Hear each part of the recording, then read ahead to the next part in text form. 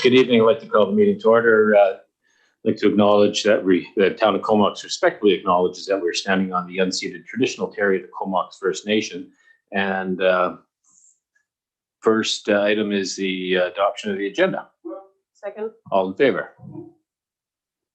Okay, thank you. And we do have a delegation welcoming Mike Zabarski and James Wadsworth. Mike is from CVRD, James is from BC Transit, and talk to us about the Regional Transit Exchange. So Mike, please go ahead.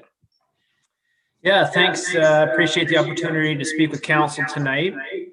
I have a presentation and I believe I will be sharing my screen.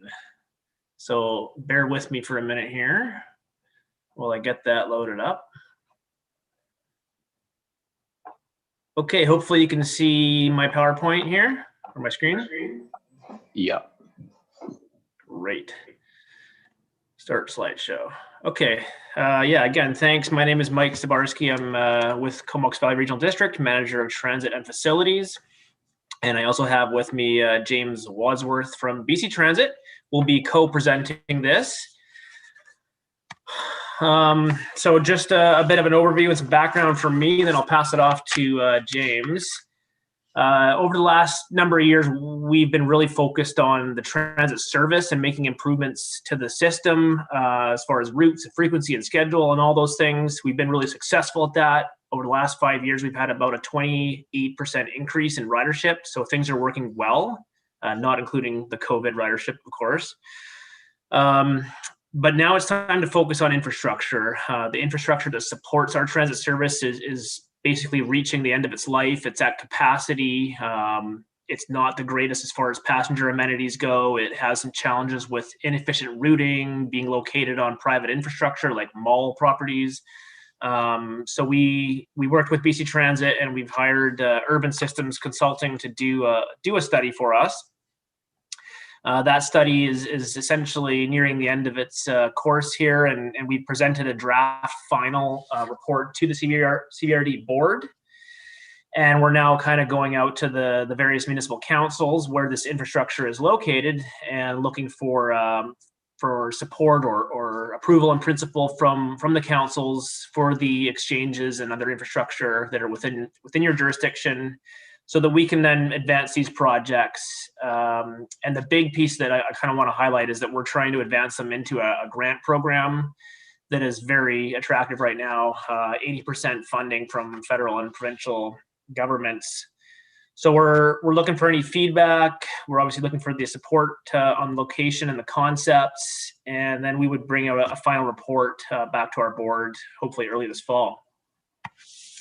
So when I talk about transit exchanges and transit priority measures, this is kind of what we're talking about. So the transit exchanges are basically to facilitate an exchange between bus routes or between buses and other modes like cycling or carpools or other modes that are becoming more popular right now.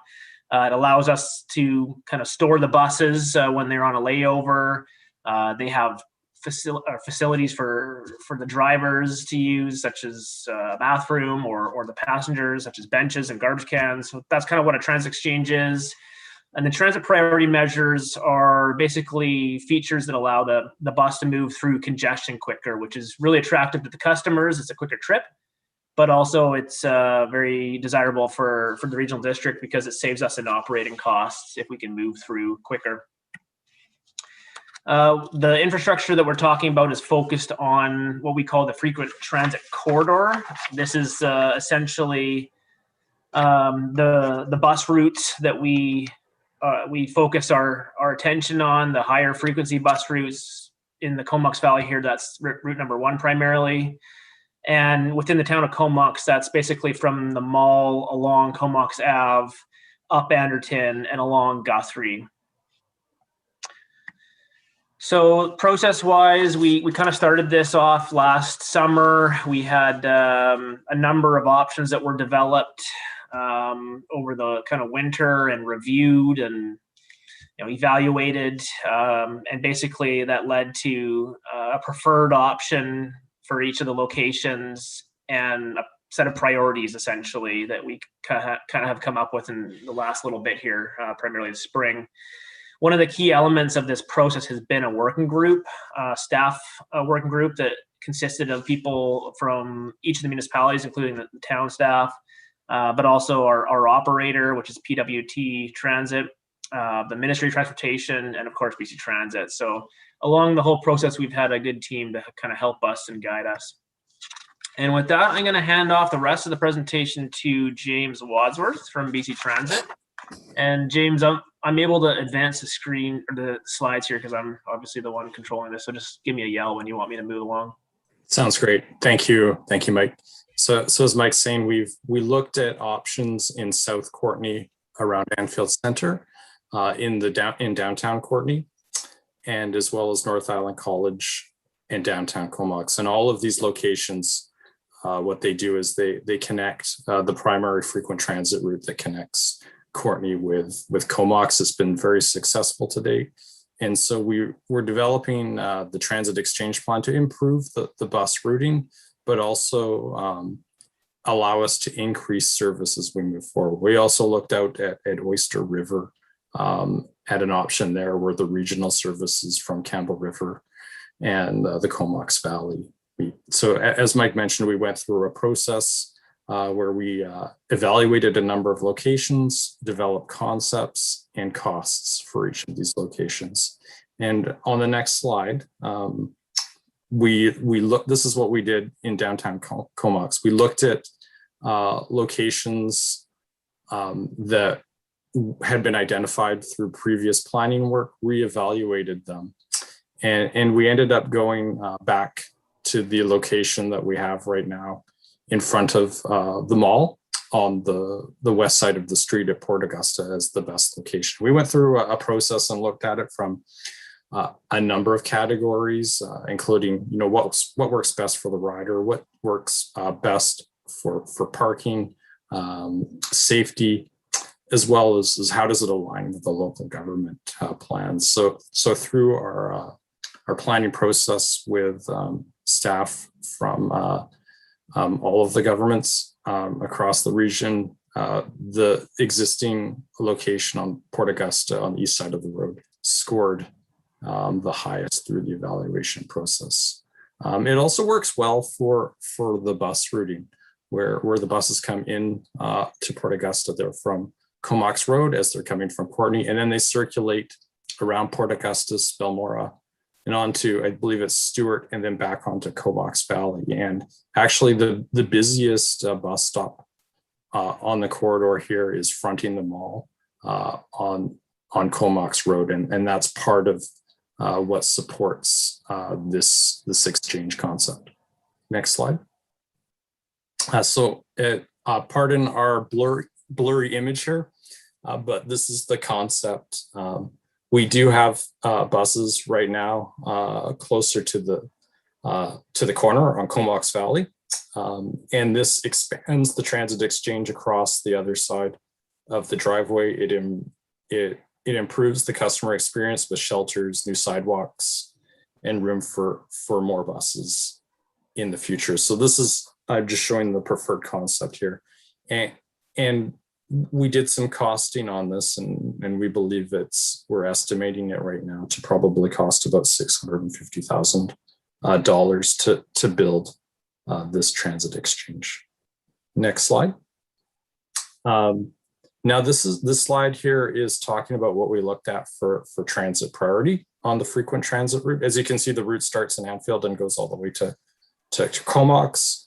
We identified signals that potentially could benefit from transit.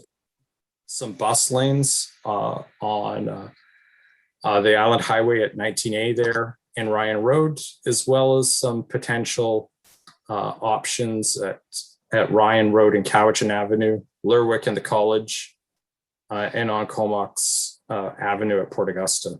And what we found really is a number of these, we looked at, for example, the one on Comox Avenue, there wasn't enough benefit worth advancing this concept. And we're, for the shorter term, we're focusing on some options which are really more repainting bus lanes on the Island Highway and Ryan Road, which actually, right now we have the detour. With the bridge out, we have the bus lane that's really helping transit get across and stay on time. So it's not that full concept, but similar concepts that help us out on Ryan Road. And those are ones that have value in implementing in the medium term.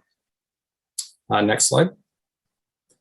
And so the other thing that we did with the working group is through a process of kind of scoring, here's all the exchange projects and transit priority projects that we could do. What order should we do them in? And so we scored them by looking at where we're having issues with capacity if we want to expand service. Do we have problems with operations? Right now, the routing in downtown Courtenay is really clunky. And so moving the exchange in downtown Courtenay has a benefit to, I think, transit operations in terms of it being a faster trip. There's a bit of cost savings for us, but it is also really going to improve the customer experience. So that scored the highest. Some of the other things that we were looking at were the South Courtenay. We really need a better exchange at Anfield. It's a really awkward right now for customers. So that scored higher. The transit exchange in Comox, with what we have today, is functioning okay, but as we expand service over the medium term, we would like to make that investment. And then there's some more other signal priority investments that we'd like to make longer term or enhance the transit exchange at North Island College. One of the interesting things that we found when we made this presentation to the board, they were asking if we could look at all of the projects and accelerate them. When we look at them all together, they have a cost of about $5.5 million, but with the province and the federal government potentially covering 80% of that cost, it makes it quite affordable for the local government. And we're calculating that we could, the local government could fund this through a lease fee, which would bring the cost down to as low as about $125,000 a year to implement all these improvements, which would have a benefit. So next slide, please. So where are we now in the process? Well, we have the vision, which is the Transit Future Plan. And this study has allowed us to look at the options. It's helped us have conversations and start to determine what are the best locations for transit that work with the local government's interests. And so we've done the report now, and we're in the process of starting to ask for approval in principle from the councils, which doesn't commit councils financially to anything at this point. But what it does allow us to do is to go forward and write a business case and make an application for a grant for these projects. And if we were to hear back for the grant, which we'd like to start to do this fall, then that would be where we would start to be discussing a financial commitment at the Comox Valley Regional District. And we would develop project agreements for each of these projects with the respective municipalities. And then we work with each of you to determine what is the best way to deliver a project. Is it one where we hire a third party to deliver the project, or do we do it through the municipality? And we know each municipality, has different resources and different needs, and so we'll work with each party to find a solution that works for them. Next slide. And so I think that's it. And Mike and I would be happy to answer any questions. All right, thank you, gentlemen. Councillor Bissinger, go ahead. Sure, thank you. Thanks for the presentation. I think it's a good initiative. I guess my question is, like, do we have time to do some stakeholder consultation? I know the mall owner should be consulted for that corner as well. It is getting closer to like the down, it's Comox Ave basically at that location, and we're trying to just have it more vibrant. There's the market that just opened up. So I'm wondering, in your options analysis, did you consider like the current use of those sites or potential future use for those sites? And is there option to sort of move it further up north, Port Augusta, sort of behind the bulky part of John's Independent Grocer that's kind of like more tucked away and hidden? Because I would hate to have, the old Lauren site be developed into condos, and then all of a sudden we have just buses that are idling there for X number of time or what. So just for consideration. Yeah, that's a great point, and I think there's definitely opportunity to engage further with the mall or other adjacent landowners, and obviously the the town staff and council, and those I think can all be done through later stages of the project. James, maybe just correct me if I'm wrong. At this point, I think it's like a general concept, general location. We can definitely look at sliding things up and down the road when we get into a more detailed design process and do more engagement, like you said, with the local businesses in the area. I think that's a good point. I think both could be on the table. And we're getting into specifically exactly where it's going to be located. That's probably a later engagement. But to move forward, if council feels to do some form of targeted stakeholder engagement, we can do that if it helps you make a decision. Yeah, I had the same question written down as Councillor Bissinger. We've taken a few years here, and I think we've moved downtown Comox to be pretty vibrant. And those two corners, I think we're going to see probably development there sooner rather than later.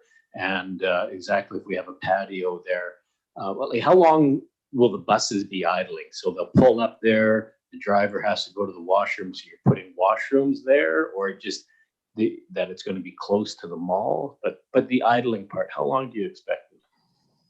I'm happy to answer that question. So when we have this kind of transit route, the bus trip may take 30 to 40 minutes. And then to make sure we stay on time, it's not driver's breaks that we're trying to schedule. It's time for the bus to do recovery. And so typically buses might be there for 5 to 7 minutes at a time, and then move on. And it depends on how we design the service. Buses may all meet at once or cycle through, and that will probably evolve over time. But in terms of project timing, sometimes if there's development in the area, it may make sense to try and target and time any investment to when development is occurring. Mm-hmm. I might just add. Sorry, just to add to that, the question about idling, the buses don't idle for more than about a minute before they're required to shut off. That's a policy of BC Transit. So, it's not necessarily the quietest thing in the world, but, I don't think there's going to be a bunch of buses sitting there idling for minutes on end either. And we would want to work with the town to do a design that really adds value to the streetscape. Like, we could definitely come up with some pretty attractive looking bus exchanges at this site if we're given enough room and money to do that. And they may complement the adjacent land uses really well, like a patio bar, and having people using the transit service to get to and from that location. Sometimes when they're tucked around the back and out of sight and out of mind, they become a less attractive mode for people to get around the community. So those are the things we would have to look at, I think, with the design, is how can we make it fit with the adjacent land uses and benefit those land uses. Yeah, because I sit on the downtown BIA, and I have had complaints from people where with the COVID, and we're allowing patios, parklets to happen.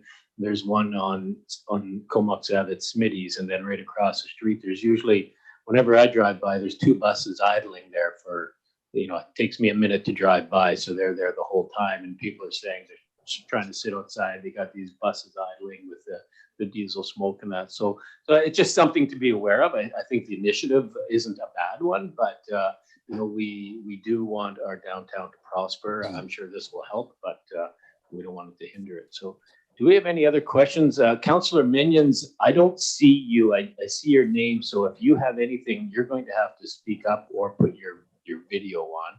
Yeah, there we go. But I did have. I'm good, thank you. Okay, Councillor Swift, you had your hand up? Yeah.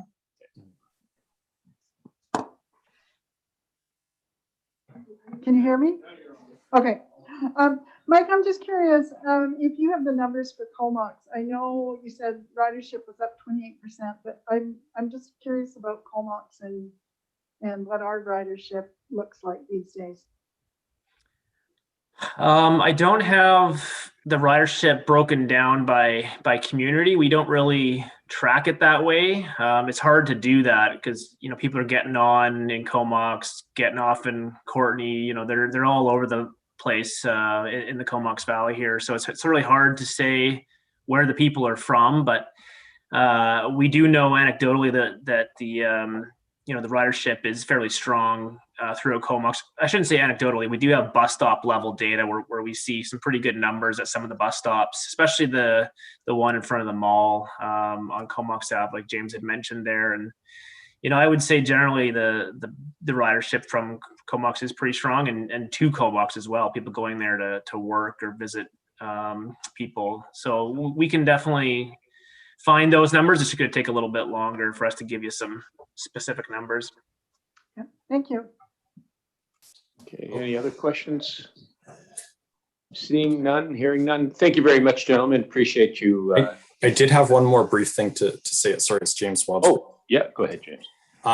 Yeah, in terms of the idling, I should let you know that it's not tomorrow, but over time, we're transitioning all of the bus fleets in BC to battery electric bus, which will be a much quieter bus that's less intrusive than maybe some of the older buses are today, which will really be a benefit to the community. Great, thank you. All right, seeing no further. Oh, sorry. No, I was just going to thank you guys for your time. Appreciate it. Yeah, thanks, Mike. Thanks, James. All right, you guys can either log off, or if you want, you can stay for the rest of this meeting, but I know what I'd do. Yeah. All right. So we do have a nice big shot of Councillor Minions there. That's good. Yeah, there. Oh, yeah. All right, so we'll carry on the adoption of the regular council meeting minutes from June the 2nd. Second. All in favor? Okay, carried, thank you. And the council committee meeting minutes and reports from June 9th for receipt. Move. Second. Any questions, comments? All in favor? Great, thank you. Committee recommendations from the 2020 Transportation Master Plan from the June 9th meeting for adoption. Move. Second. Any questions or comments on that? Seeing none, all in favor? That's carried. Thank you. We do have the consent agenda. So what we'll do is ask for a motion for the whole thing. Second. All in favor? All right. Does anybody have any in particular to take out? Councillor Bissinger? Sure, yeah. If I could take anything related to the bike and skate park. Second. Okay. So we're looking at 6, 7, 8, 9, 10, 11. okay, 6, 7. You got that, Shelley? Okay. So you are moving it, seconding it? Okay, for discussion, go ahead.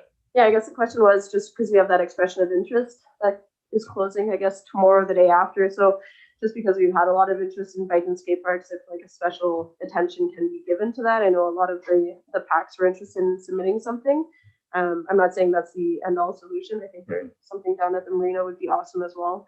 But there seems to be a big movement for a bike and skate park, and I think it'd be a super addition to our community. Yeah, yeah. Jordan, did you want to add anything to that? Through the process, I would expect that those two pieces of infrastructure will be given a very good look at in relation to what the final recommendation would be. Again, I don't want to presuppose what the final recommendation will be, but I know those will be top considerations in the analysis. Okay, Thank good. you. All right, so we have those ones. Was there any other ones that folks wanted to take out? Seeing none. And Nicole, anything from you? If I don't hear anything, I'll assume. No, I was going to echo what Councillor Bissinger said and just say the 7 letters received from mostly the Brooklyn PAC, and just Yeah. talking to parents, it seems like it's a main focus. So with those being part of the RFP, that's great. Perfect. Okay. Thanks. I have a question for discussion on that. Yeah, go ahead. Yeah, is there an opportunity? Like, is Brooklyn offering up an opportunity for land there at the Gillard, or like either Brooklyn or Gillardy, or has anyone heard any discussion around that? I'm not aware. Does staff know of anything? I don't think No. there's been any discussion on property, but there is a piece that might work up by the Public Works Yard, at least for consideration. So, Right. you know, that'll be part of the problem, is figuring out the right location. Yeah, I just see like that Gillardy school. I know it's all private probably, so, but that Gillardy school is a very big property. So anyway, thank you. Thanks. Shelley and Craig can bring their pump bikes to the pump track or something on Yeah. lunchtime. Sorry, one of the, I spoke with Leslie Baird some time ago on this, and surprising to me was that she said these can be quite noisy. And so getting them really close to other houses, they find that to be problematic in Cumberland, especially if they run a proper BMX event and they've got the loudspeakers and stuff going. So, when you're looking for a piece of property, you want something a little bit away from the residential area. So. Okay, good. No further comments, so we'll carry on to the unfinished business. The strategic priorities and action items for receipt. Second. Any questions or comments on that? All in favor? All right, thank you. And the 2020 annual report from June 16th for adoption. Move it on. Second. Any questions, comments? Councillor Swift. I just noted on page 112 that the signatures are not there, and I didn't know if they were not needed or if it was an oversight. So you might just want to check into it. Yeah, we'll look into that. Thanks. All right, so seeing nothing else, all in favor of that? Great, thank you. The UBCM meeting requests. So just buzz down to this. So we have a recommendation and alternative to the recommendation. Councillor McGowan. Thanks.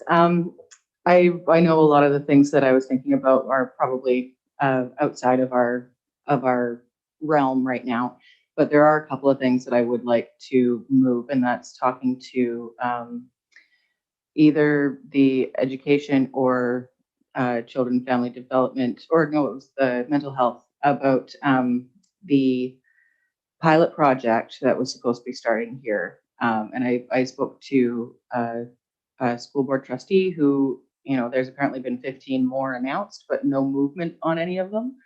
So there's been no funding coming through and nothing happening. So I was hoping to get in and see them, and also to bring up the education, psychoeducational assessments and autism assessments, which are taking years for any sort of help, and really letting kids slide through the cracks. It's really unfortunate. So those are things that I think would be important for us to push. Okay, So Councillor. are you suggesting to just go with those two? Oh, and the transportation one is fine too, guys. Yeah.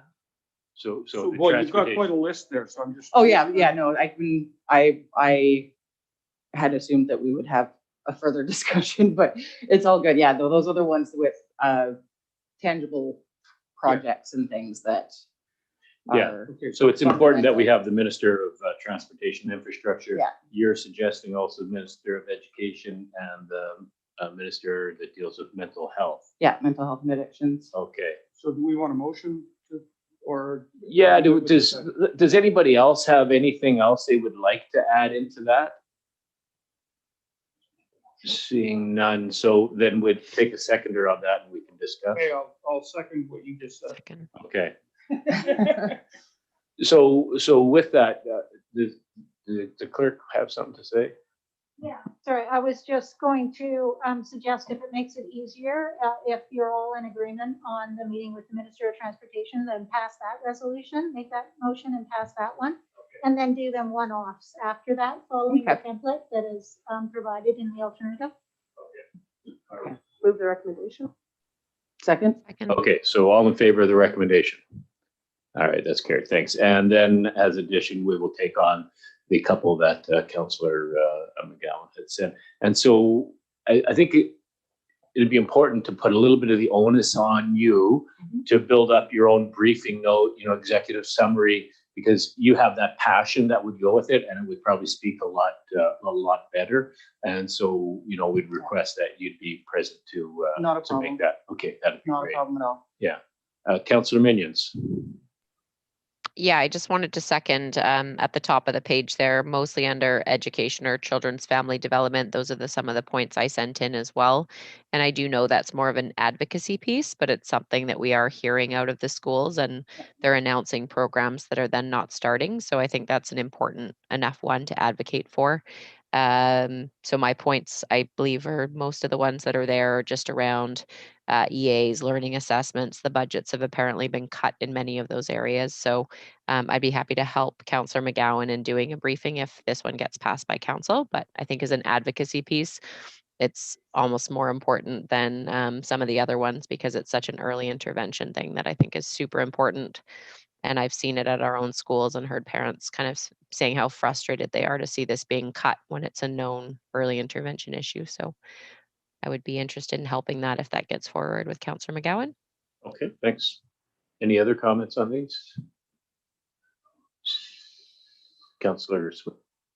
Thanks. I'm just wondering if anybody's had any conversations with our local MLA regarding any of these issues. And I guess secondly, I'm just wondering if, in addition to that, the conversations with the local school board to get their view of it.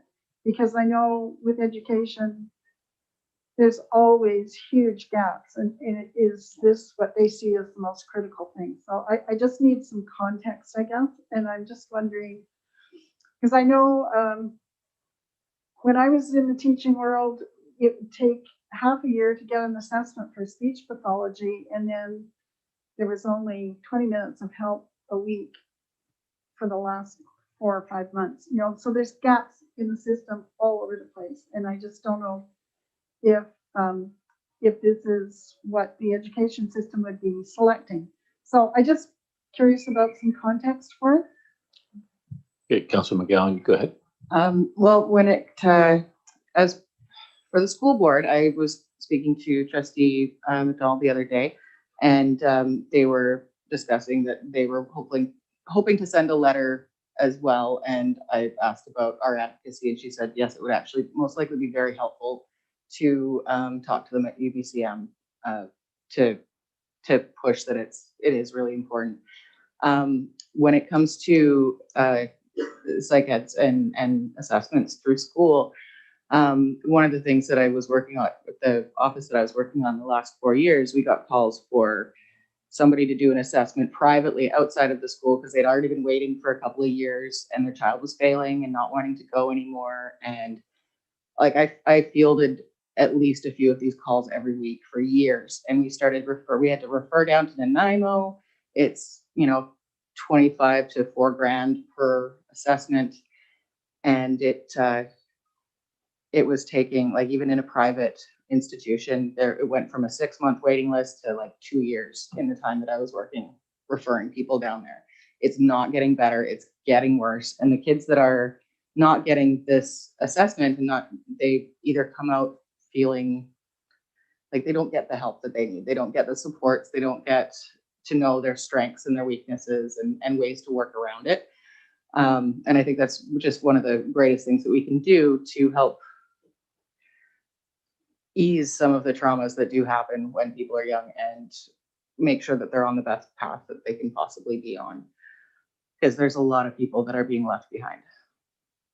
Okay. Thank you. So any other questions or comments on that? So seeing none, all in favor of those being added? And that's carried. Thank you. And Shelley, you got those okay, do you? All right. All right, and now something that we've all been waiting for. So we're about to discuss the bylaws for the Northeast Comox, dealing with the Northeast Comox Stormwater Management Plan. And I just want to acknowledge the tremendous work that staff have done on this, and also to applaud the previous administration, you know, Mayor Ives, our previous CAO, Richard Canigan, and leading this charge. It's been a long time coming. Our CAO, Jordan Wall, who you know, sat here when I got a little grumpy one time and said, okay, we need to start moving on this thing. And we have, and you know, we're working through it with the young bright eyes of Councillor Bissinger, you know, just being able to help. I think this has really shown, you know, how a council can work with the staff, and how staff can really pull something like this off, because this has been a tremendous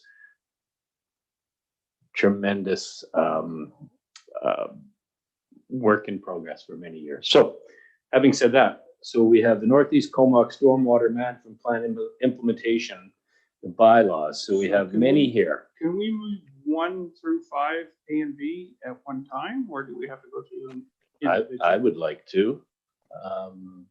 The clerk is, Jordan's saying no, I'm saying. and the clerk is saying no too. They're always party poopers. All right, I'll move 1A. Okay, 1A. So the Comox Drainage Infrastructure Protection Bylaw 1824 be given first reading. So we have a mover and for discussion. So I'm looking at this and I'm not sure where the discussion should begin, because there are so many here. And so I guess we could just, like, I wouldn't mind Marvin giving us a bit of an overview or something. Or Jordan, you had a presentation. Were you able? I know you're not feeling well, so were you able to get that? Yeah, I've got a presentation and I'll go through it with council. I'll try and keep it short, even too, just to make sure my voice lasts through it. And my suggestion to council would be to talk about the system overall. If you have specific questions on the specific bylaws, we can certainly get into it. But I think there's going to be value for you in talking about the system overall at one time, and then maybe moving into the specifics of the bylaw, the specific bylaws as we flow out of there. So I'm going to try and share my screen here.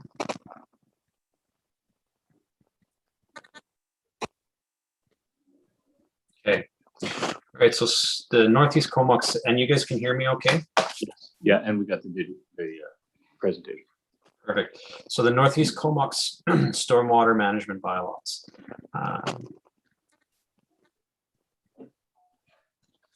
Hold on. There we go. Okay, so what is it that we're talking about? Well, we're talking about Northeast Comox, and it's the areas that are shaded here. And so one of the issues, or the issue that has really been the problem that staff have had to try and figure out, is how are we going to be able to develop these lands while not increasing the amount of stormwater that's going to travel down land. And so you can see that the area that we have here abuts right next to area B. And so what happens is, you can see my mouse on the screen as well. Yes. Yeah, so you can see the contour map here, and the problem with Northeast Comox is that the water wants to drain from west to east and travel down into this area.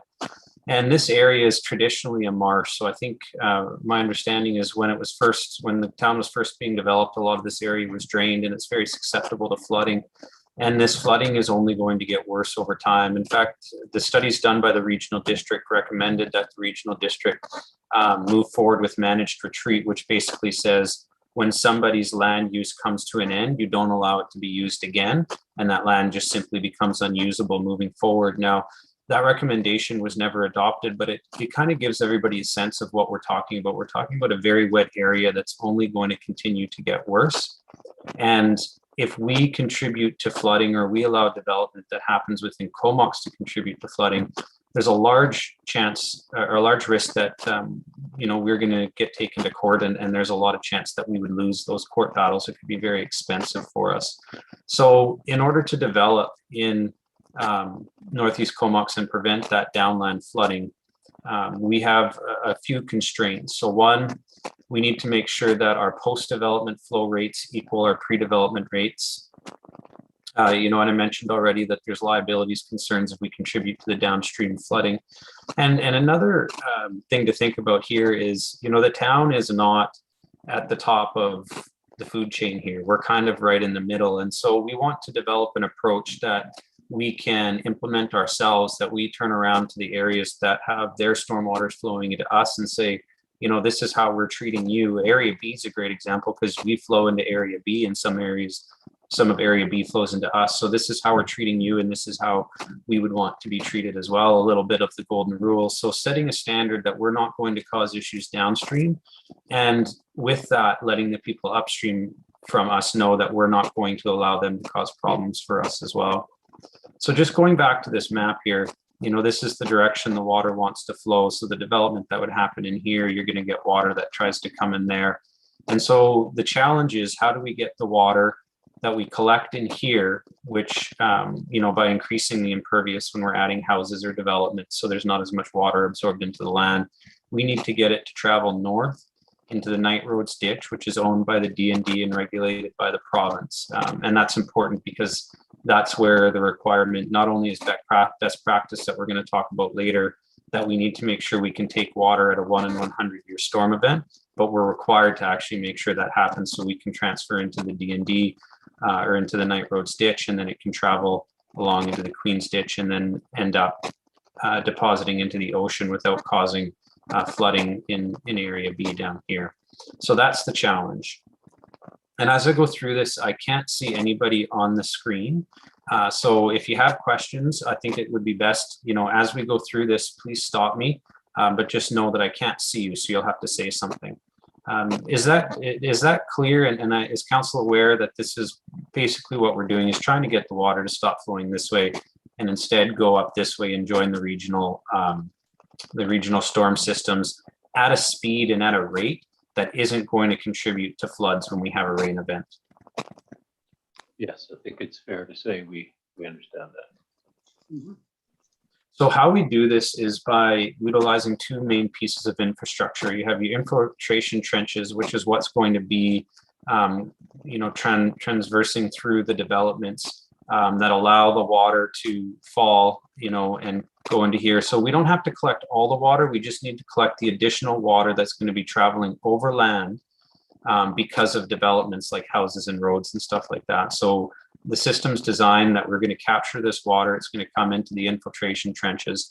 And one of the nice things that we're doing throughout this whole process is trying to make sure that this infrastructure is, a welcome addition to the community. It's something that is not going to look bad. It's not going to take away from the character of Comox. And so up on the right here, you can see that this is an example of an infiltration trench. It looks like a green strip, a greenway. And I think most people wouldn't realize that this is actually infrastructure under there that's providing a necessary function to the town.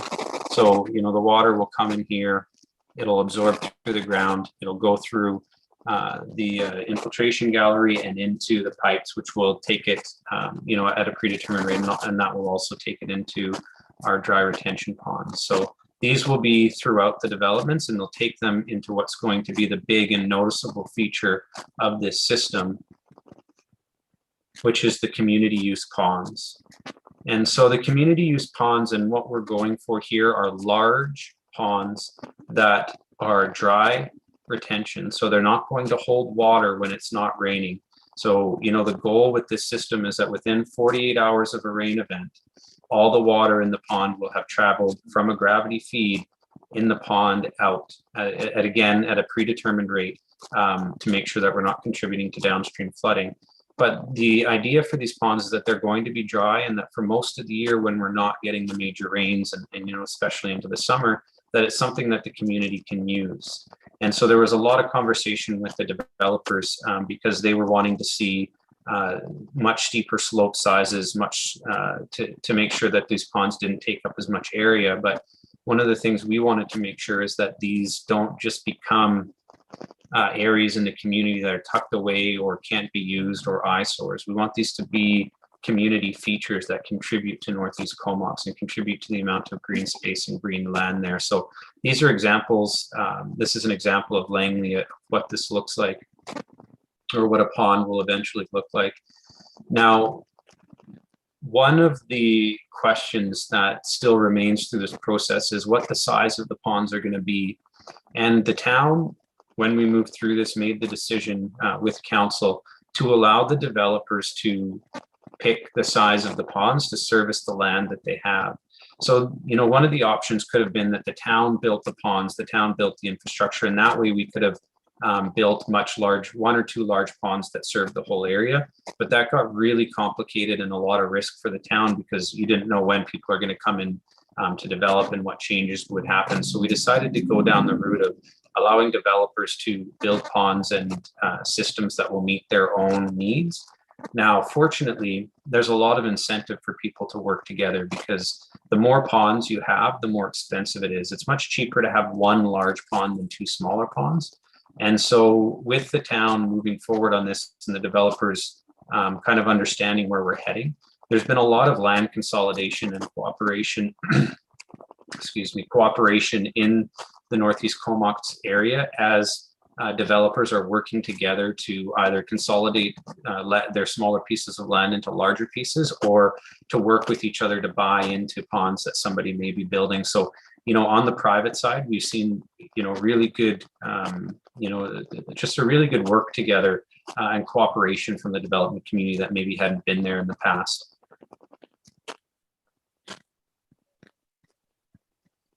So from a technical perspective, what is it that this system is trying to do? I mentioned that it needs to be able to discharge water at a rate that does not exceed the pre-development flows for a 1 in 100 year storm event. And not only that, at the outlet, we are monitoring the flow rates that collect, and so that monitoring collects data, and it is something that's maintained and kept by us. And the reason we do that is that if there is flooding downland in the future, which we know there will be, and we know that flooding is only going to get worse with climate change, that we are able to show that we are not contributing to the damage that's happening. And so really this is a way to protect ourselves from, what's known as contributory negligence. There would never be a claim that would stand up that would say, Comox is totally responsible for the damage that happened downland. What we need to protect ourselves is from Comox has contributed to the damage that's happened downland.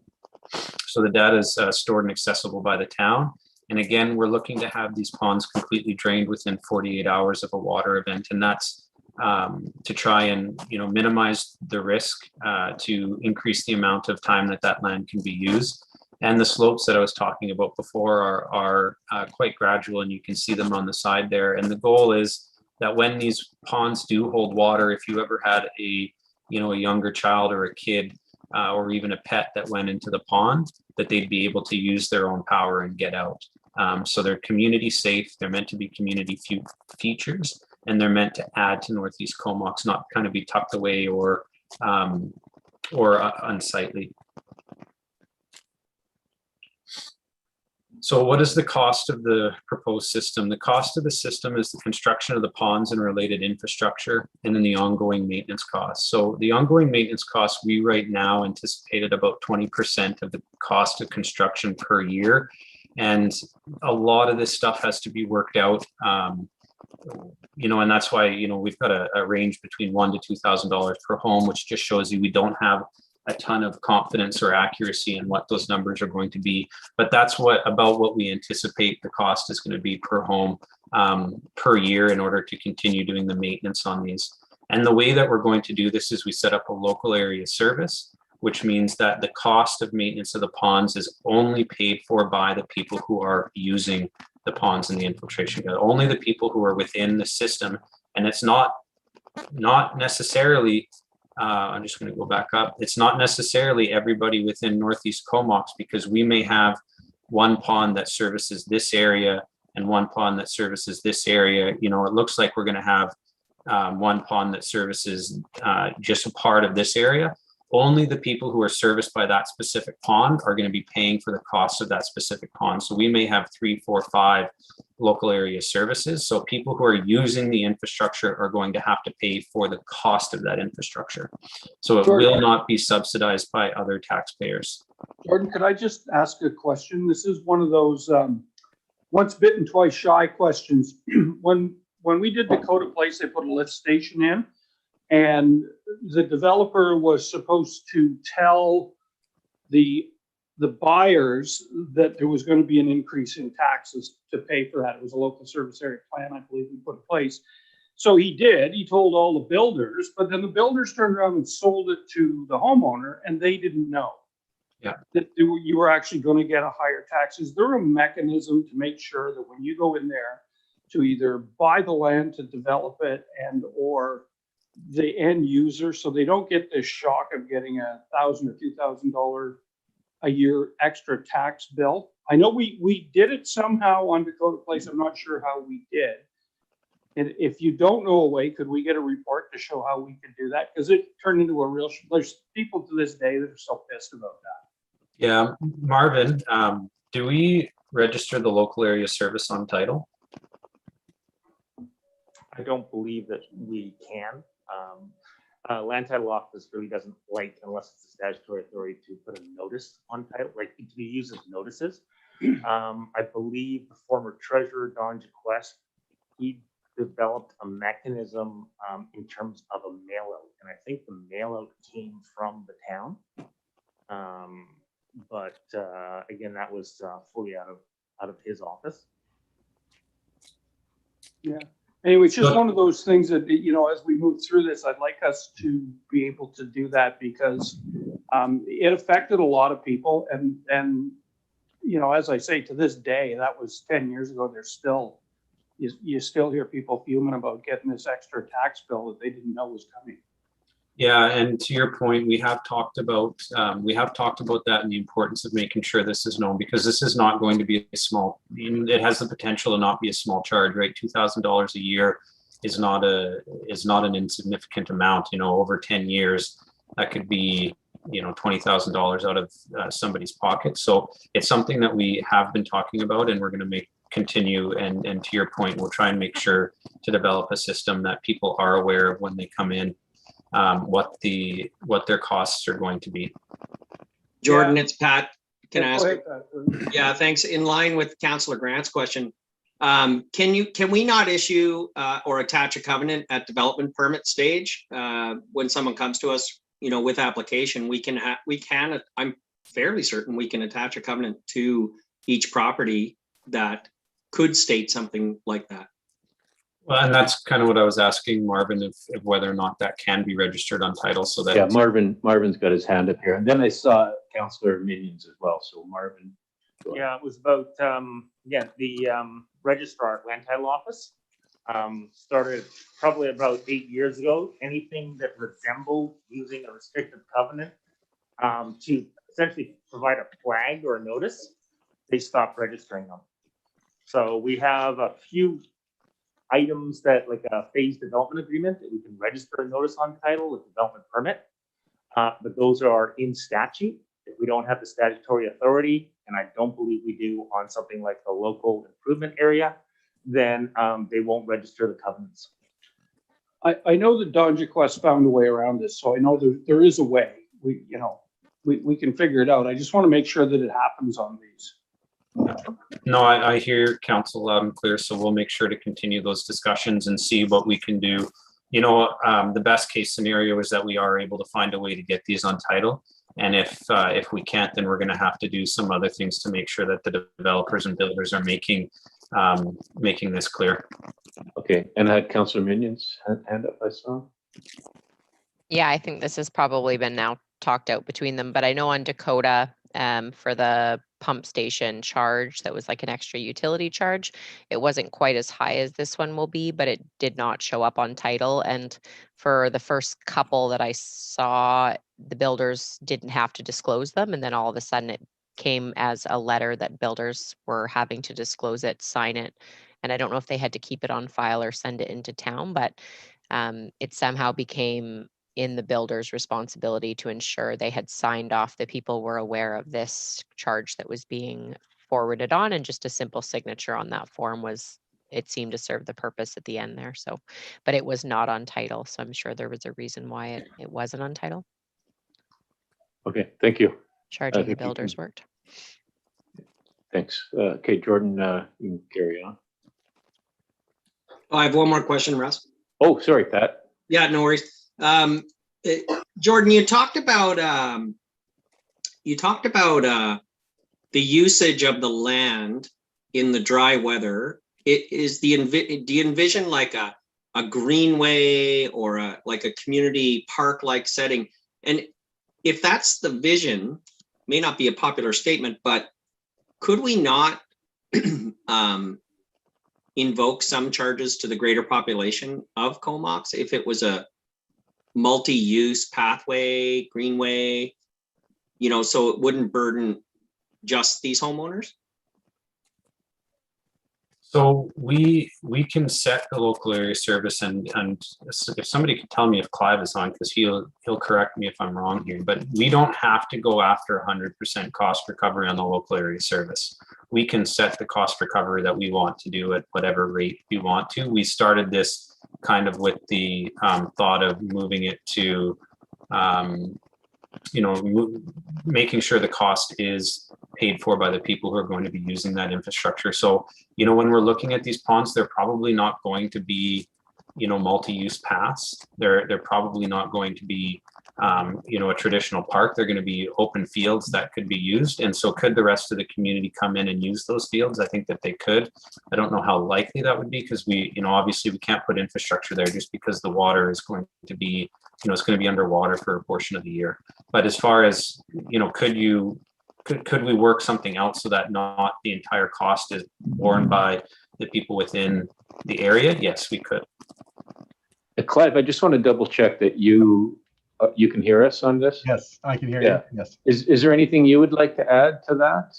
No, but the local area service traditionally do pay the cost of that development. But yeah, other things could be looked at.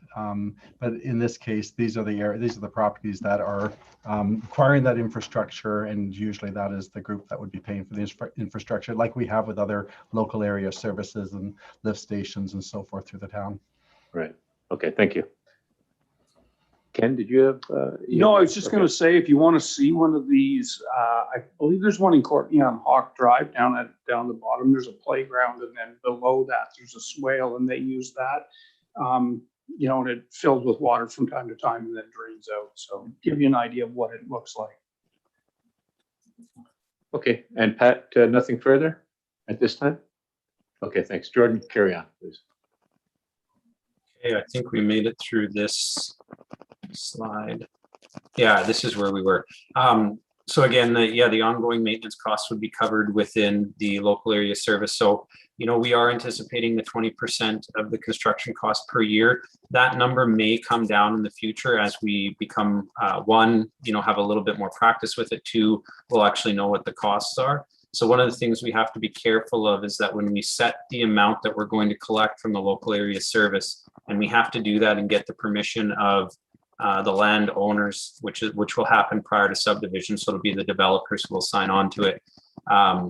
It's much easier to take that higher number and go down than if in the future we find out that we underestimated what these costs are going to be and have to increase that number. It may require going out to another consent program, and at that point it would be very difficult because you're not dealing with one landowner at that, one or two landowners. You're dealing with everybody who's bought into a single family home, and it would be, or into the apartments or whatever it may be, and it'll be difficult at that point to convince everybody to voluntarily take on paying more for a service they're already getting.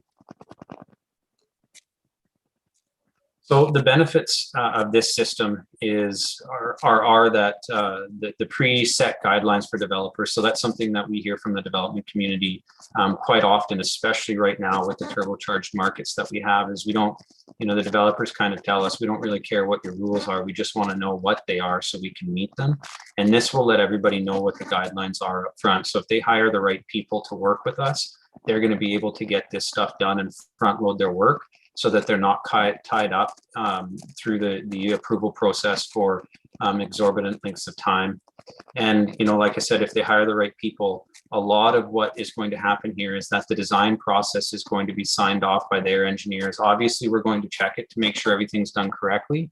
But if the developers hire the right people, and people who know what they're doing, they should be able to get the designs that simply review from us and allow them to move forward. So we're hoping that's going to decrease the amount of staff time it's going to take for us to, us to move through this, move them through the system and approvals, freeing up our staff time to work on other things and allowing them to move through it quickly.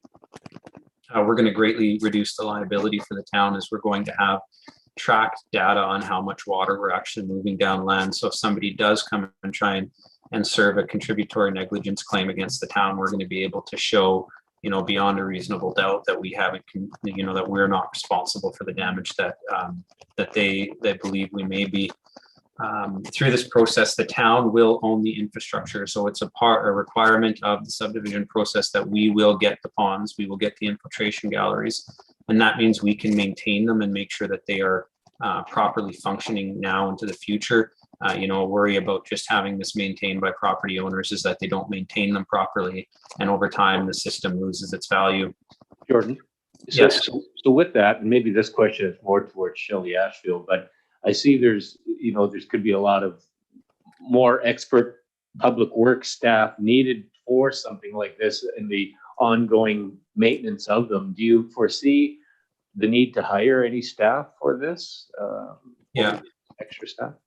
Yeah, I think that we are going to have to hire some more staff or hire some targeted positions. And that's going to be funded through the money that we get through the local area service. So that, that maintenance costs, those ongoing monitoring costs, we're going to get out of the local area service, and that'll contribute to the wages of people who are brought on to do the maintenance of the ponds as well as do the monitoring. Okay, thank you.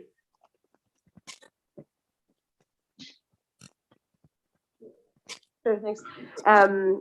Just for one of those pods, and kind of like following on to Councillor McKenna's idea, I think it was, but if the town were to say, let's say we wanted to build like bleachers and a stage in the summer or whatever, could we just add those infrastructure pieces to the ponds afterwards, like once the developers have handed them over to the town?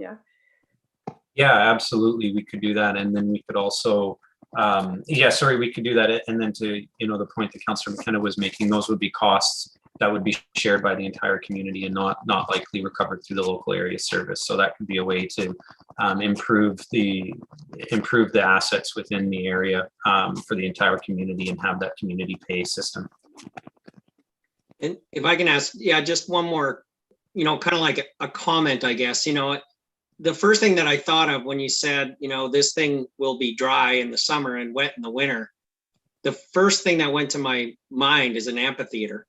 Like a concert amphitheater. And of course, that's what would come into my mind. But like, if the slope is right and it's done correctly, you have an automatic, cool outdoor entertainment facility that could be utilized in the summer and, parked in the winter kind of thing. Right now, I don't know if that's possible. It's so early in the game here, but that's just a thought. Yeah, we can certainly take that into consideration and see how these ponds functions and how the community is using them too. One thing that may be interesting is just to see how the community decides to use it and how we can assist their creativity. And an amphitheater might be something that work. I'm not sure. Self-cleaning dog park.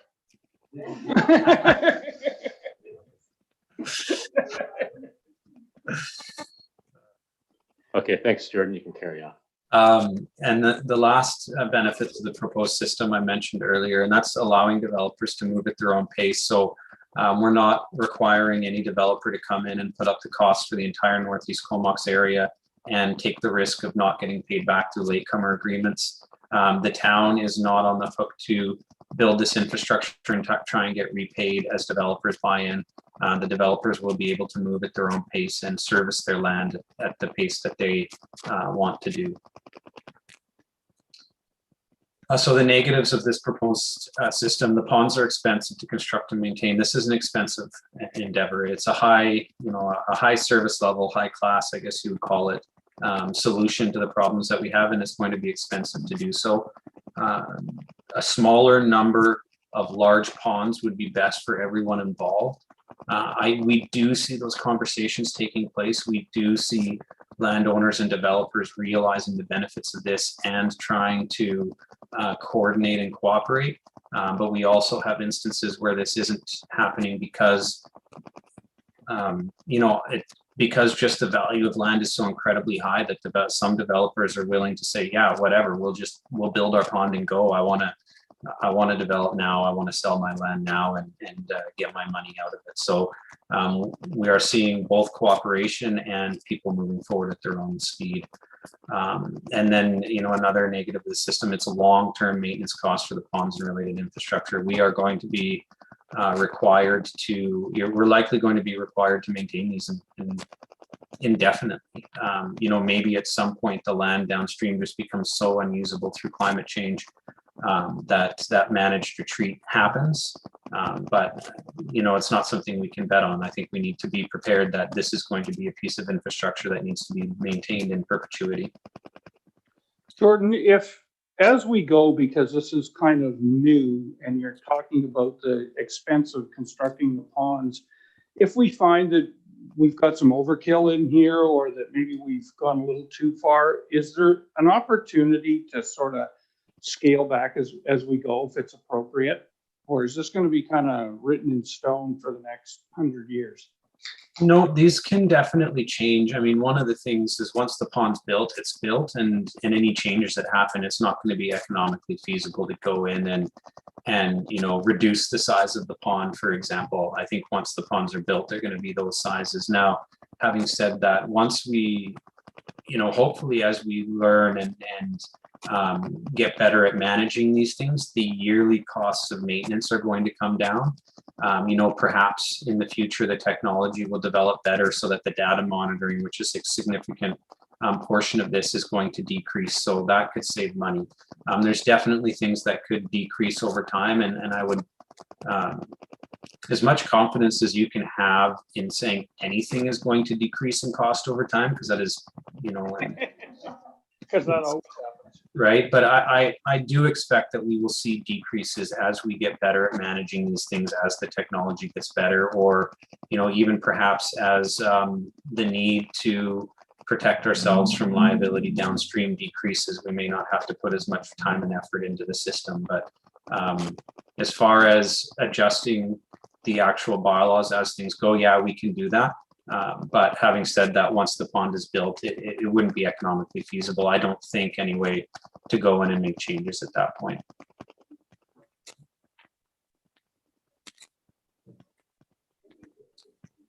Yeah, sure. I guess I got a question, and maybe I'm kind of embarrassed to even ask this question because I should know the answer.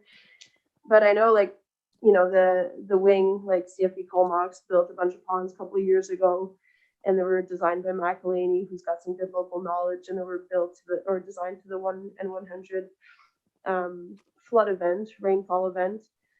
And I don't recall ever seeing those ponds at capacity or even close to being at capacity.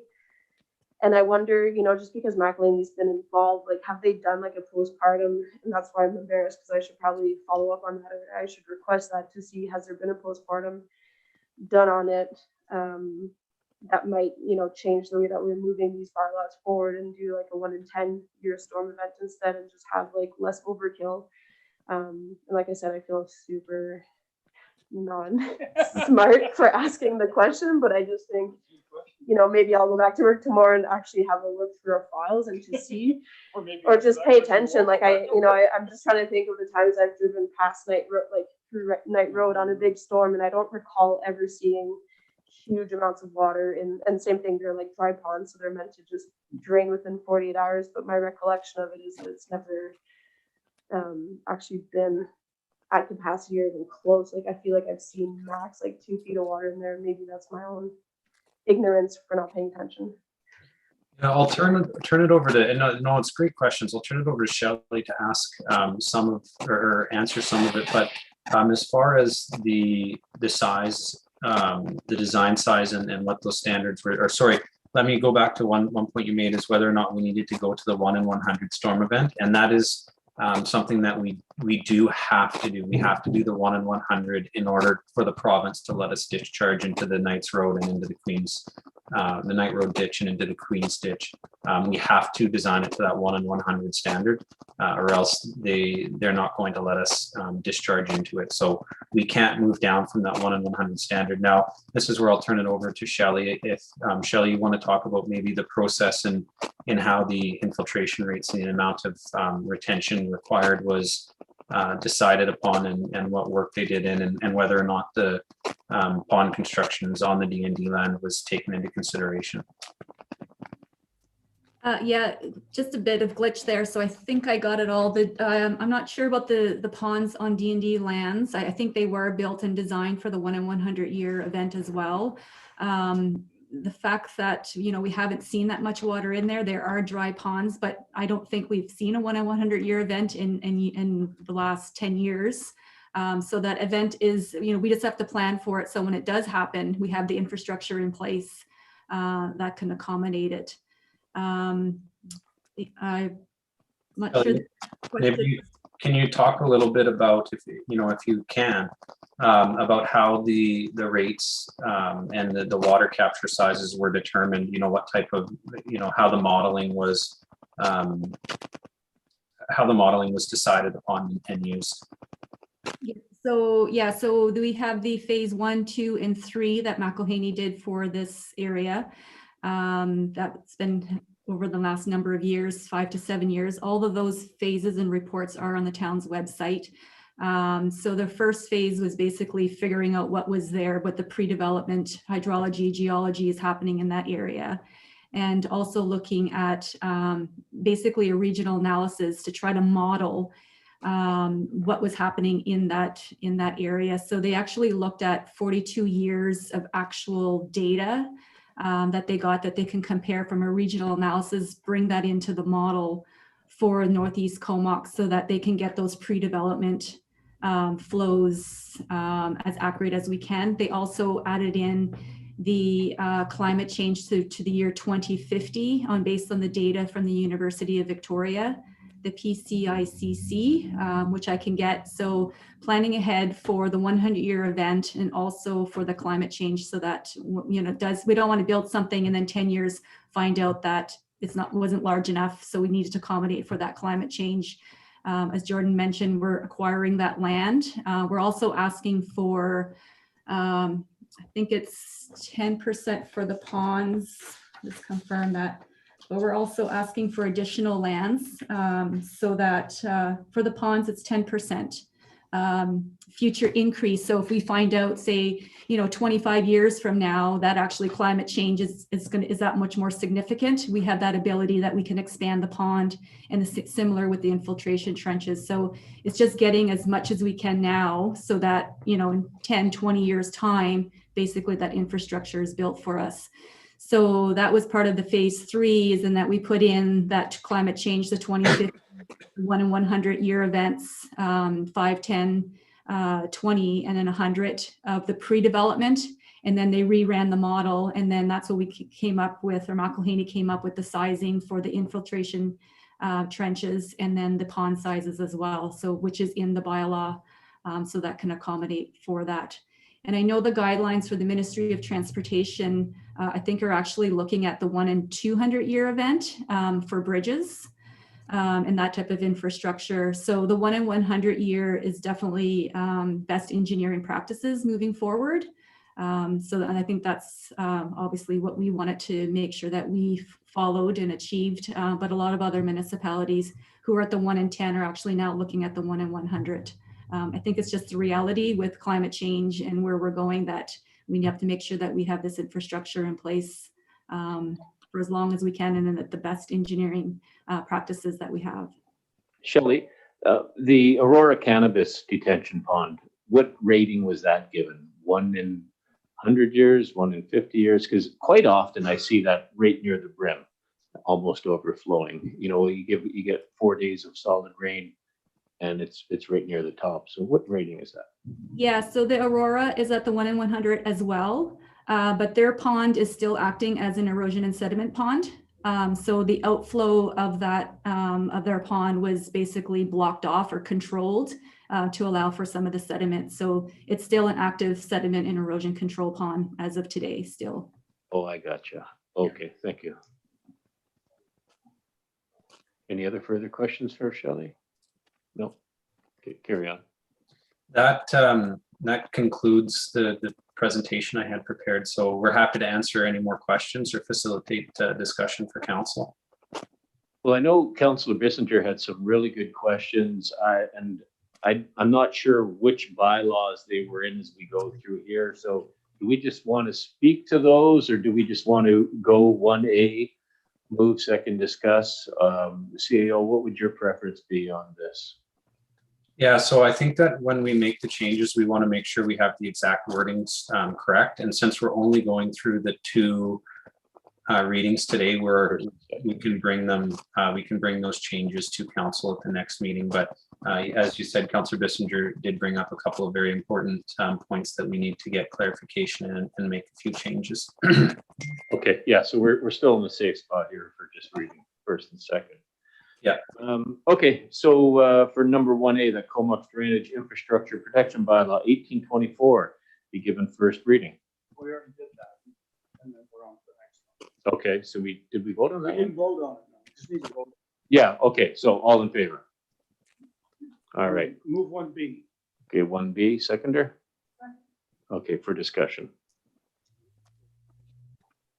All in favor? And move Okay. 1C. 1C, that Comox Drainage Infrastructure Protection Bylaw 1824 be given third reading. So is that correct, given third reading?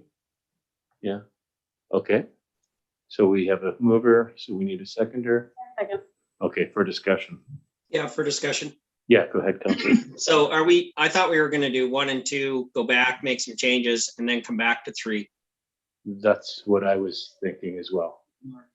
Marvin, Can't hear Marvin, sorry. I believe what the administrator was alluding to is that we still have time to make changes. The bylaws that are getting first, second, and third, there is no public consultation requirement. So there's nothing stopping you at third, even at third reading, from repealing third, doing an amendment, and then giving it third again. So we have more than enough time as these bylaws cycle through to do that.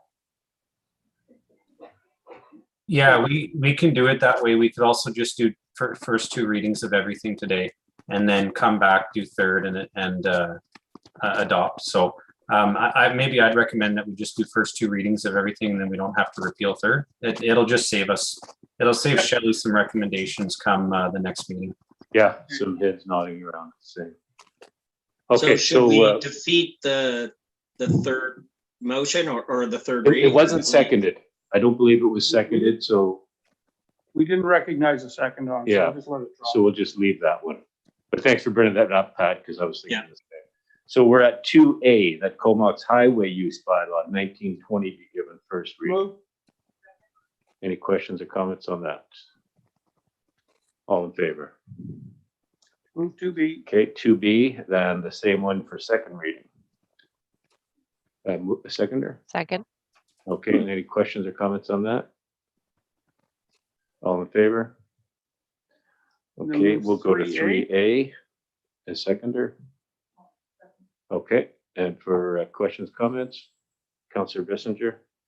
Cool. I'm not exactly sure, and Jordan, it was kind of like an answer that you provided in my email, so I'm not exactly sure which bylaw it falls under, or if it's under the actual like OCP DPA number 16 amendment. But one thing I was really wanting to look at, and you said, council could direct staff otherwise, but was that 25% tree retention, making it mandatory, and then maybe just having a chat about that 12-meter buffer off of Pritchard Road. I think, having that part of my commute to work, it's like the most beautiful part of the drive, and I would love to, if we could increase that 12 meters to 24, so we get at least a couple rows of trees as buffer, and then just, increasing the 25% tree retention to 30% or 35%, whatever it is, but actually have it as a tree retention and not as a clear cut everything and then plant little saplings. So I'm not sure which bylaw that would go into, or if it's the OCP portion of it. I guess page 240, item whatever it is, number 7B or something like that. I'm not sure how the agenda is laid out, but where you want to discuss that. Maybe if you wanted to put forward a motion just directing staff to examine changes to require, sorry, did you say 35% or whatever number, to require 35% tree retention as well as increasing the buffer along Pritchard, then we'll take it back, have conversations amongst ourselves, and then when this comes up for third reading, we'll bring some amendments for council to consider. Okay, sure. If I can, do I just move that, whatever you just said? Second. Okay, thanks. Yeah, so we got Councillor McGowan seconding it, and so for discussion. Councillor McGowan? Thanks. Yeah, I was going to bring this up as well. Losing that's such a highly treated area, and losing 75% of that would be drastically devastating to the ecology of the area, the aesthetic of the area, and just the amount of climate mitigation that happens through all those trees and carbon sequestering and such. I would hate to see all of that go and not have anything put in its place. 75% is a huge amount of trees. So I definitely support, I would like to look at that, definitely. Okay, thank you. And a little Lorax clause. Councillor Grant? So I guess when you look at this, you have to be mindful of the cost. When you take that land out, that's going to make every other lot cost more money. It's already super expensive to do these. So I think that we would need to really explore both sides of that issue to see if it's even realistic when we actually do that. That's doubling a buffer. And I don't know what I don't know what the implications of that are, but I think we need to know both sides of that. Okay, thanks. Councillor McKenna? Yeah, thanks. You know what? I'm in support of the motion, but I would also, to Councillor Grant's discussion, what's the overall impact to the canopy in the town of Comox with the reduction of those trees? Like, what percentage falls? I know that we, as a community, as a town, are really, really strong in our canopy, like well above average. And I agree with Councillor Grant that, so I'm kind of on both sides of my mouth on this one. But development, we're approving development here. Some trees are going to have to fall. And so I think a decent report that says both sides of the coin, like, here's how much could go to the developer's disadvantage.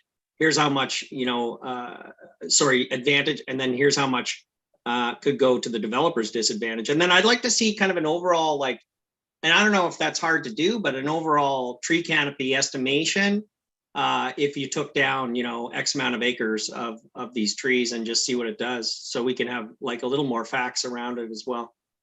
Marvin's sitting here thinking, geez, I thought I had this all wrapped up.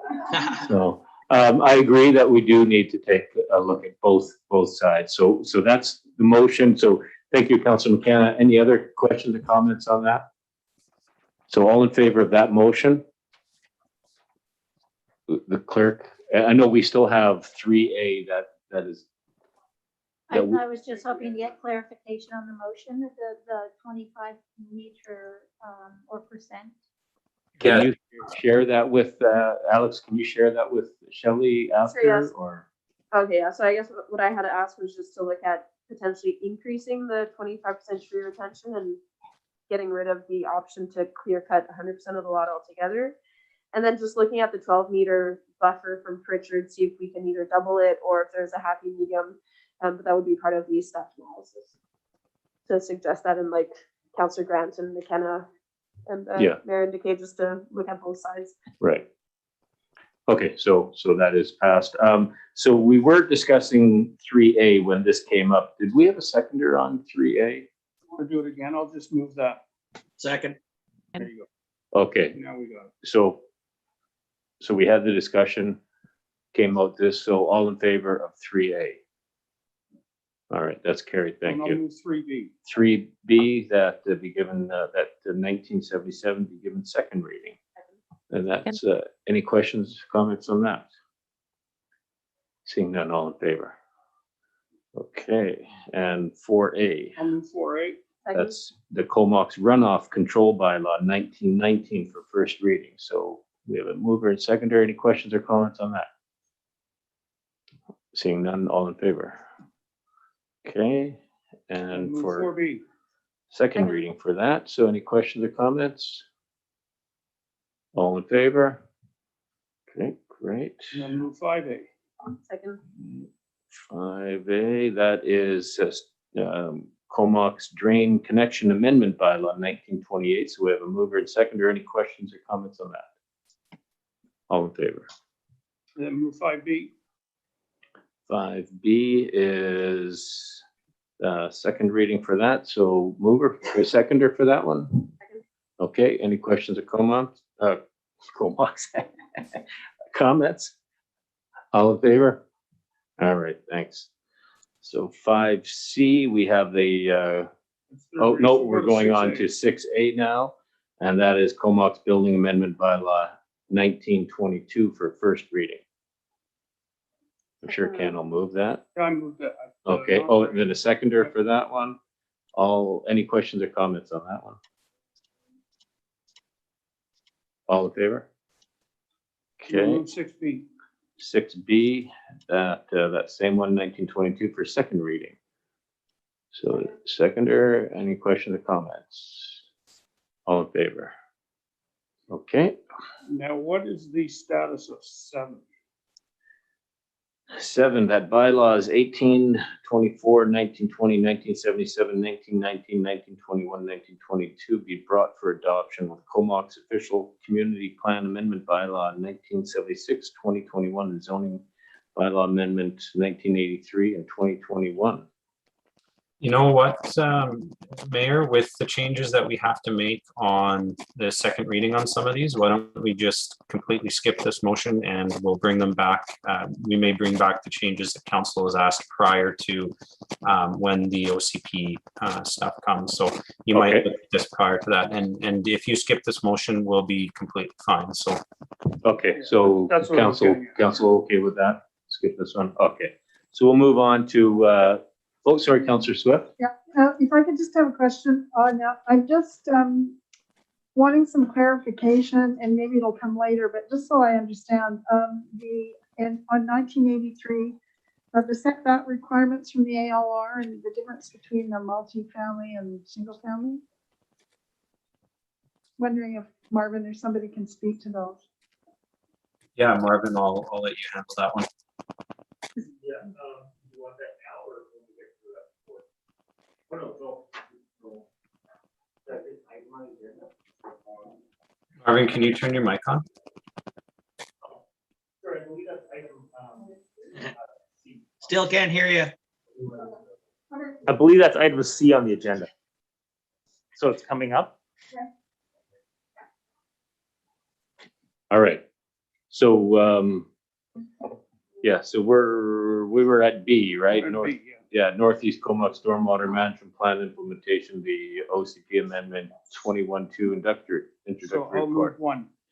So 1 is the proposed OCP amendment be referred to Comox First Nation. So we have a mover. Second. All right, for discussion. Seeing none, all in favor. I'll All move right. 2. 2, the notice of proposed OCP amendment as contained in attachment 1 to the June 16, 2021 planning interactive report OCP 21-2 be placed on the town's bulletin board and website until replaced by a notice of public hearing. Second. Seconder, yeah. And For any dis- questions? Yeah, for Council. discussion. Yeah, go ahead. I'm sorry, I'm trying to keep a straight face when I see the town's bulletin board. Is there another also way that we educate the public on this, like aside from just the website and the bulletin board? Is there any advancements we've made in communication?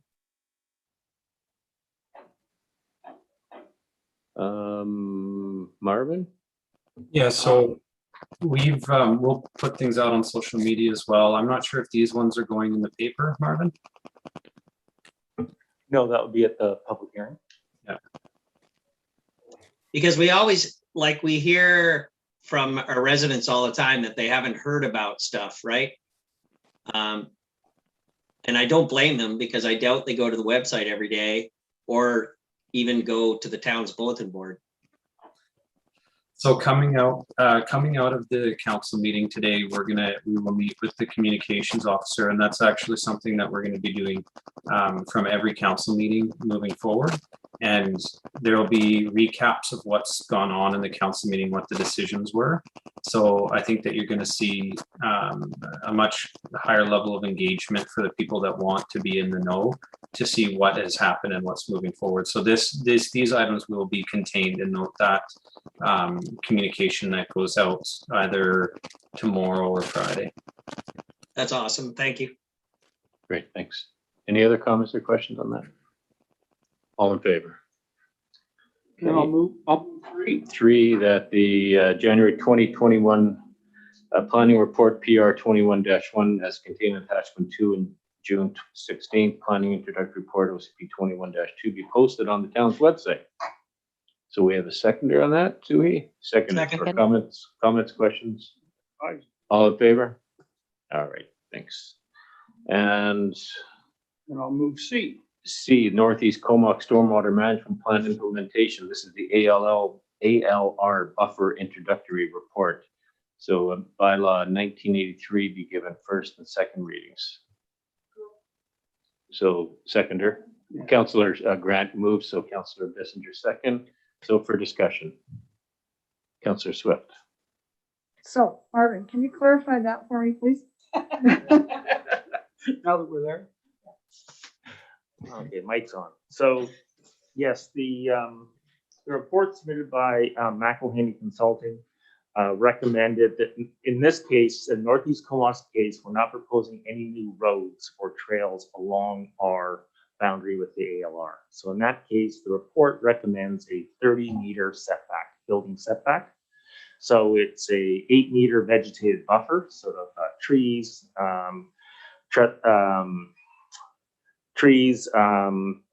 thorny bushes so people don't walk into the buffer, and then you have building setbacks. They're recommending the 30-meter setback. But the rationale that they gave was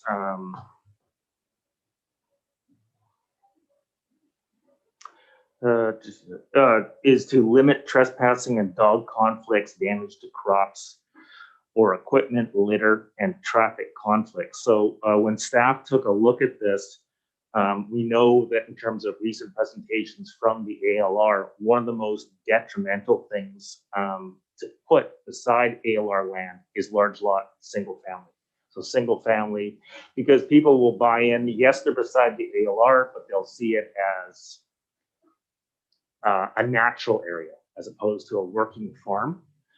Also, what will happen on single family lots, it's very hard for us to monitor what people do in the backyard. And people have the expectation that they can do what they want in the backyard, including things like removing of trees, etc. So we could understand that in the case of single family, the 30 meters made sense for the building setback, because all of a sudden now you're sort of guaranteed so much yard space between the buffer and the building that it's unlikely that anybody is going to want to encroach into that buffer. So that made sense. But when we get into the multifamily, our experience, at least in the town, is the multifamily, we're usually dealing with a strata, or you're dealing with a company, like a rental company.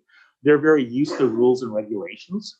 So are actually the tenants. You can have the same tenant in a single family that says there's no rules and regulations, how dare you do it. But the second they move into a townhouse or an apartment, yes, okay, there's rules and regulations that are coming on. So we're finding a very high compliance with things like development permit areas, our landscaping requirements in terms of the strategy, even reaching out prior to doing anything to see if it's okay. So for that reason, as opposed to the 30-meter blanket for all residential recommended by McElhaney in the agrologist report, we're recommending that the second you get into multifamily that you keep the 8-meter vegetative buffer, but you drop the building setback down to 15 meters. I think that's a lot more reasonable. Thank you. That was easy, wasn't it? Yeah. Okay, so any other questions or comments on that? So all in favor? Great, thanks. And so we finished all that. And again, thank you very much to all of the staff over the years. That's a lot of work, and we're not quite there yet, Marvin. So, all right, so the 2021 capital projects budget increase request, the council approves an increase in the following 2021 capital projects budgets. Number 1, Knoll Avenue. We have a increase there. I'll move that. Second? Okay, for questions, comments? I was surprised it was as little as that. I was thinking with the way the costs were going up, it was going to be a lot more. So all in favor of that? Okay, number 2, that the increase of 30,000 for the Mackenzie sanitary sewer replacement. Move. Any questions, comments on that? Councilor McKenna. Yep, thank you. It's actually pertaining to the last one, but my hand didn't go up fast enough. Sorry. That's okay. It's more along the lines of can we utilize some of that government transfer money for COVID on this? Like, is that applicable here, or? Who would like to comment on that? I saw Clive lighting up there for a second. Yeah. The COVID restart funding, the grant that we had is geared for operations related to restart of COVID, and this is outside of that realm, so we're not able to use the COVID restart funding that we were given for these projects. It wouldn't meet the qualifications for these two items. Okay, so this is, I'm understanding this is an increase to the budget, right? An increased ask, and so where's the money coming from? Yeah, the money would be coming, we would be increasing some draws on the existing reserves, as well as some restricted revenues that we receive from developers. In page 504, there's a bit of a table that outlines the additional 230,000 for the Knoll Atkin Aspen side, and the additional 30,000 on the sewer Mackenzie project. And the sources of funds are in the first column. Capital Works Reserve, you can sort of see that there. And then the DCCs, this is money we receive for developers, would be drawn down, which is good. We like to draw on that money as quickly as possible. And some general reserve money we'll be drawing down. So basically we're over a 5-year period, these projects have a priority, and this task or this ask on the reserves and restricted revenues is within a reasonable amount for the benefit of these projects. But, thanks, Clive. Okay.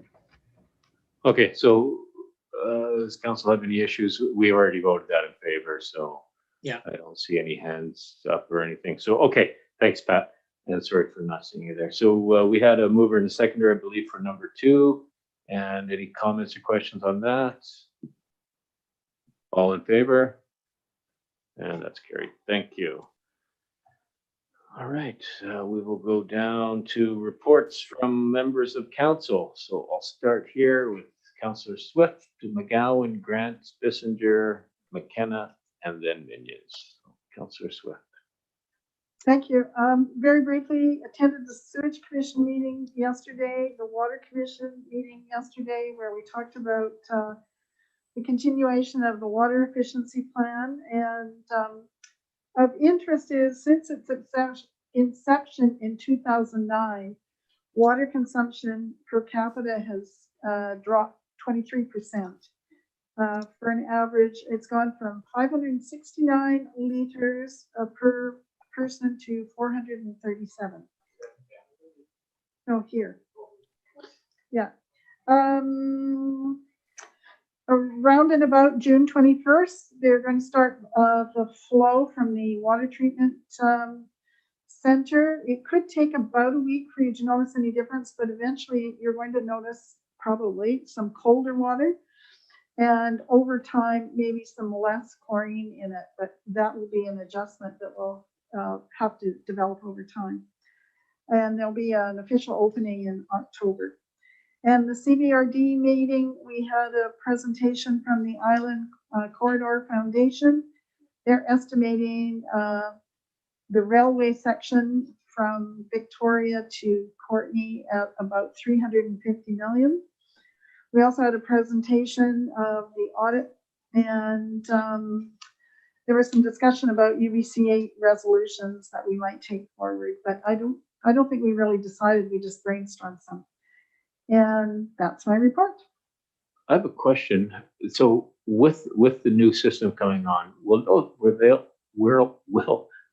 they still have restrictions on our water use throughout the summer? You know, right now they have to do stuff with the penstock, so they do things. So will we see those restrictions, or are they going to be a thing of the past? You'll still You have know? water You'll still restrictions, have but water the penstock one might not Yeah. come into play. But Okay. yeah, they still want to conserve water. And well, anyway, I'll wait till my turn. I've got that on Yeah. my list. So- Okay. Yeah, I'll wait my turn. Okay, because I was wondering about that with, you know, with water meters, that is a natural way that we're going to conserve water. You're going to see your use, you're going to be charged for it, but they'll still have the signs up in that. Okay. Thanks, Councillor McGowan. Thanks. I attended a Food Policy Council, Municipal Policy and Food Supply Subcommittee meeting. I met with Jordan and a couple of the Museum and Archives board members regarding the Heritage Project. The stair is going to be reopening in phases, but the kitchen and dining room and upstairs office is going to be opening starting July 5th with COVID protocols in place, but you know, ready to come in for a tea and a sandwich or something and hang out, find out what's going on. And the museum is also having an upcoming meeting later next week to discuss their reopening plans as well. Excellent. Councillor Grant. Thanks. Yeah. So I attended a sewer water regional district meeting, and there was I got a call from a bunch of ice hockey guys with their ice slots regarding ice allocation. So what we didn't hear from Director or Councillor Swift, I guess, is the MOU for the Perseverance Creek area between the CVRD, Village of Cumberland, Comox Valley Land Trust, Community Forest Society to support the acquisition of the lower part of Perseverance Creek, which has been ongoing, but they're actually formalizing that now.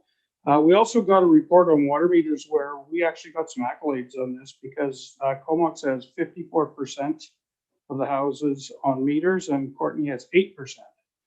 So now I did a little bit of math on this because I was really more worried about our population. And in 2020, they estimate our population at 14,611, and the population is actually growing at 0.59%.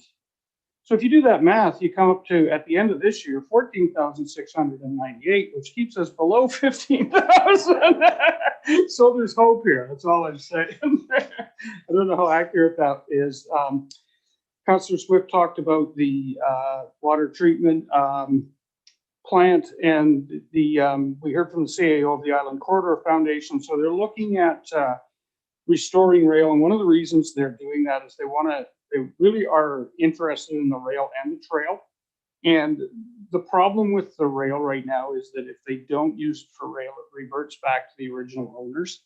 And so you would stand to lose that whole corridor if you don't put some kind of rail on there. So that's kind of where they're coming from. We also heard from Andrew Gower from the Chamber on the same topic, and they talked about pedestrian and freight and the fact that it would likely need to be subsidized in some way. But as they say, every transportation thing you do is subsidized in some way. So, so that's where they're coming from on that. The BC Climate Action Revenue Incentive Program is ending.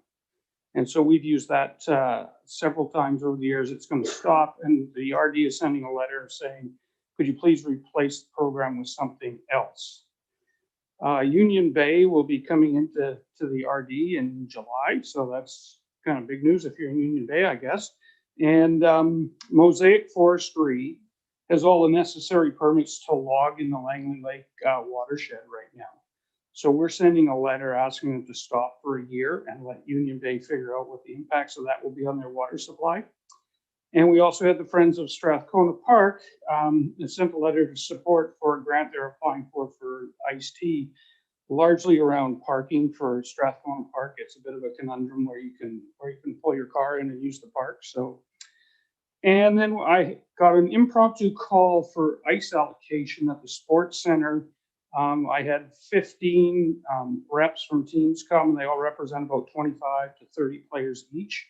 And it's the RD is looking at starting a new hockey league, and they're planning to take 4 to 6 of the prime ice slots out, which is going to disrupt pretty much everybody.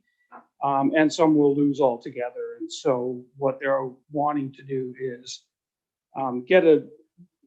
get to a spot where they can sit down and come up with a plan that's going to work more for everybody rather than the way this is going. And one of the things that came out of that is they want to include the women's ice hockey teams in the league, but I don't think the women are very interested in being part of the league because it becomes more competitive and it's just a different thing than, and really it's a different kind of thing than most of these guys are playing already. So watch for that because it has the potential to become contentious. So, and I just got a call from the team saying, hey, what can we do about this? So that was a good excuse to go to the tap house on Monday night. So that's what I've done. Not as long as everyone else, but I got invited to tour a almost passive house, which was pretty cool to see. Had some chats with some parents for the park regarding the skate park, and then just had some information from Cumberland about the contract and how much it cost and whatnot. And then solid waste meeting tomorrow to have a look at demolition and construction waste and see how we can deconstruct houses instead of demo them. Not specifically that, but I know Councillor Minions posted something on Facebook, so that was interesting. And that is all. Thanks, Councillor McKenna. Thanks, Mayor. And so I was also on that passive house tour. It was very interesting to see the technology that we can use nowadays. It's really awesome, actually.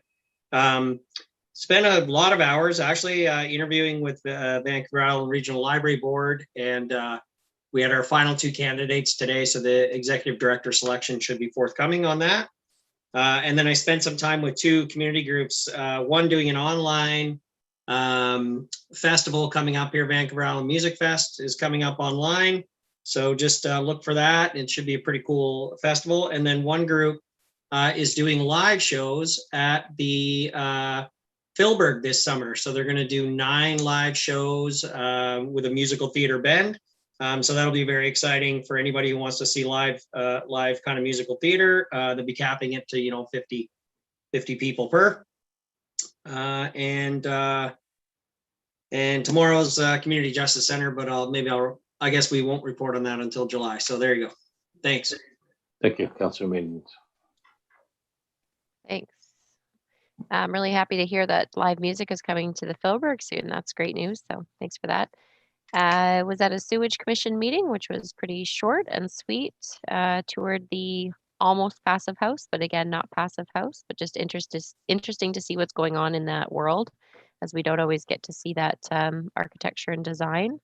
Went to Stocky Edwards' 100th birthday parade, which was great. And the FCM conference was kind of right around our last meeting, and I attended about half the meetings that were available, but again, really looking forward to in-person meetings again, because Zoom calls are hard when you're at home and people know you're home. So it'll be great when we can get back to meeting with people outside of the computer world. And attended the Fairy Creek blockade, not as a member of council, but we did use our kind of municipal councillor positions to be able to watch some of the action that was happening there. And that was just a really interesting, unique one-day experience. But again, not on the basis of council, but got to be able to see some of the things because of our municipal councillor positions. Thank you. Thanks. Yeah, I saw that in the paper today too. You're famous. For myself, I attended the provincial government of BC Restart Zoom iced tea meeting, which I had to cut short to finish off the Restart meeting. Another back-to-back Zoom that I had. I attended Stocky Edwards' birthday with Councillor Minions and Councillor Grant. We were there, and I'm sure maybe some of the other ones were there, but there was a lot of people. There was, I hear, just over 300 cars that were participating. Everybody saw the Jets. It was a really good event. He was very thankful for that. Island Health COVID call. Just the other day, I attended online the Bain Sound Lambert Channel Eco Forum, and with Director Arbor was on that, so that was good. And we just heard about the plans, to keep those areas healthy. And I did put a plug in for the town of Comox and Councillor Grant, how he's been very adamant to getting that sewage line off of the Willamar Bluff. That's the one that in 24 hours could really wipe out our shellfish. And I was able to squeeze in a shellfish joke on that too, so I was the only one. I had a BIA meeting the other day, and that's the last one for the summer.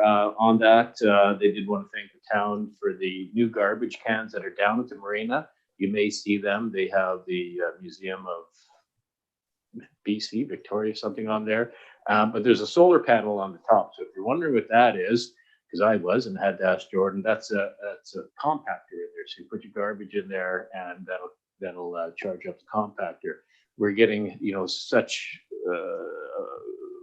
volume of people down there that the garbage is getting a little overboard. So this hopefully will help it out. They did also take a vote, and just for staff to be aware that the BIA is supporting the Blackfin's zoning amendment for the change of their liquor license. So hopefully the Blackfin will see that go through when it comes up. So that's all I have, and nothing else. Time to climb up. Yeah. And motion to adjourn. All right, thank you.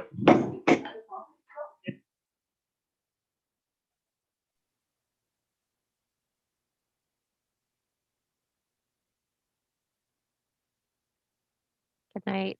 Oh, missed a good picture of Jordan there. I was going to comment. Pat, are we going Pat, are you to? coming into? Sorry, are you coming into town? Well, I know you live in town, but are you coming here?